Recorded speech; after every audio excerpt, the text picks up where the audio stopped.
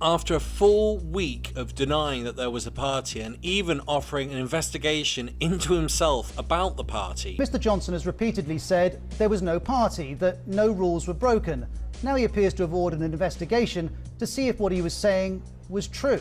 as well as denying it in Parliament. Tell the right honourable gentleman is that all guidance was followed completely during number 10. As well as sending out his goon squad to come out and try and quell this, as well as himself. Didn't attend, I don't remember attending this party, but I don't even think there were parties that I'm aware of. First of all, it's the Daily Mirror. You've got to keep that, you've got to take that into account. I'm sure they have their facts straight. I'm confident that all the rules would have been followed at all times. I don't think there's anything there. We had events, the whole time we had events for Hanukkah, we turned the Christmas lights on, we do all sorts of things in number 10 and in accordance with the rules as you would expect. Why don't you just make this story go away and tell us what happened? Because I've told you. If there's a breach of the rules, there's a breach of the rules. That's circular, Andrew, but I don't know the full facts because I wasn't there. So the answer to my question is yes, if there was a party, it was breaking the rules. Well, as you said, the definition on the guidance that you've just shown needs to be applied. It was quite heavily caveated, actually. But look, of course, if there was a formal party held, of course, that's something that was clearly contrary to the guidance that you just cited. What I can tell you is that all the guidelines were observed, continue to be observed, and what I can also tell you is that... Was it a party where the guidelines were followed, or was it not a party? I can tell you that the guidelines were followed at all times. Well, did you investigate that yourself? Have you satisfied yourself that I that have was the case? satisfied myself that the guidelines were followed at all times. As well as some absolute abysmal failures for some people trying to deny it. That all guidance was carefully followed as it continually is. Does that answer your question? The guidance was followed as the Prime Minister... But that must mean that there wasn't a party then, because the guidance was no Christmas parties.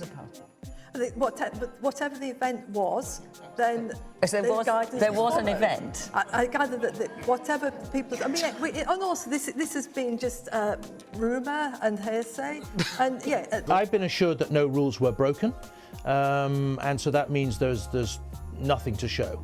I don't even know if an event took place, but if it did, that no rules were broken. I asked if an event took place and if any regulations were broken, and I was assured none were. So you do know the event took place? Well, I don't know if it was an event. I don't know what the nature of it was. But you just said if there was an event. You're still saying you don't think there was? Well, I don't know is the point, right? So I said that... No, hold on, please. After all that bluster, all that crap, another picture has shown up.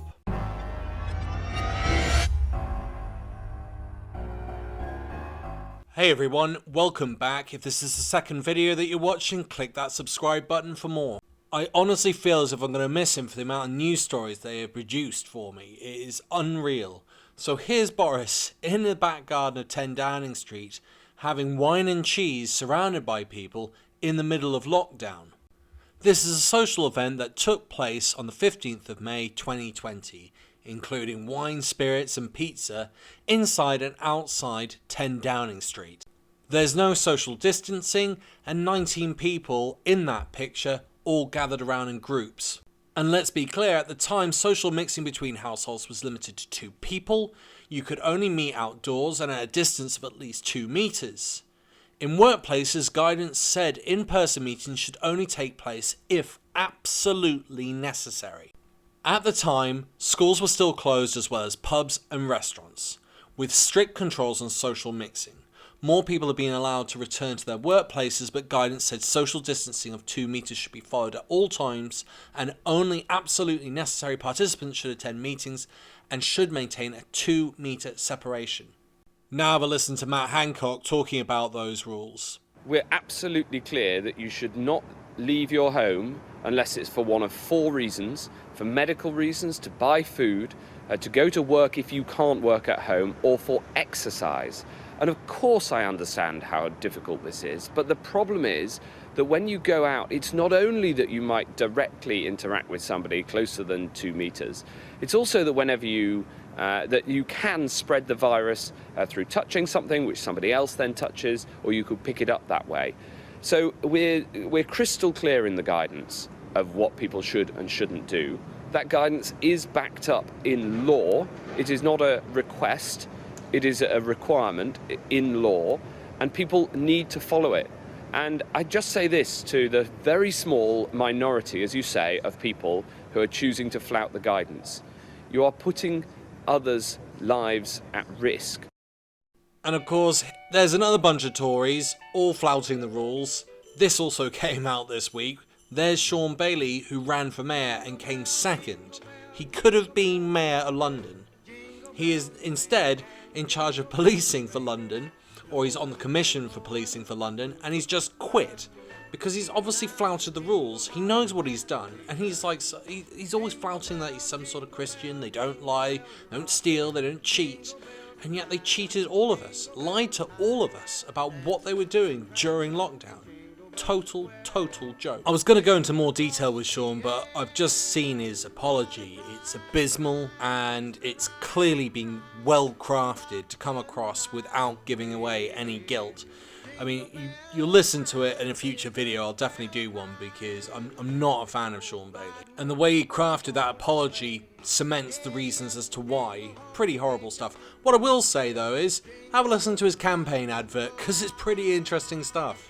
If criminals are not pursued and prosecuted, they become bolder and bolder. It's very, very important that we send a message that being a criminal in London is risky. If you've been watching my channel for a while, you'll know I've already done videos on Boris losing the next election. And unfortunately, I think he's destroyed my own prediction on why he was going to lose the general election, because I don't think he's even going to make it, as well as all other sleaze. This has got to be up there, and I think this is the final nail in Boris's coffin. I can't see how he's going to get out of this. If you've got any ideas of how he's going to do that, please let me know, but his week is just getting worse and worse.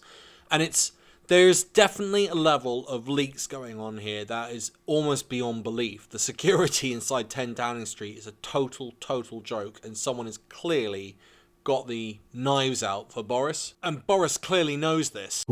Whack-a-mole approach that is much more effective, and I say that without any prejudice towards moles, by the way. When I said the Mole Protection League got very cross when I said something about whack-a-mole. I love moles, nothing wrong with moles, apart from the ones in Whitehall, always leaking stuff. Before I disappear, I just want to say a big thank you to all of my patrons. If you'd like to become one, there's a link in the description. It costs nothing more than a coffee a month.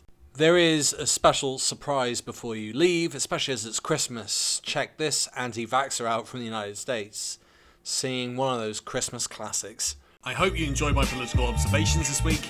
If you'd like to support me, please share the video with others and post about it on social media. If you're keen for more, subscribe, comment, like, and hit that notification button.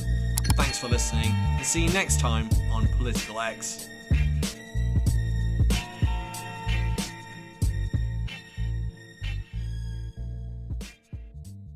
I don't want a lot for Christmas, just body autonomy.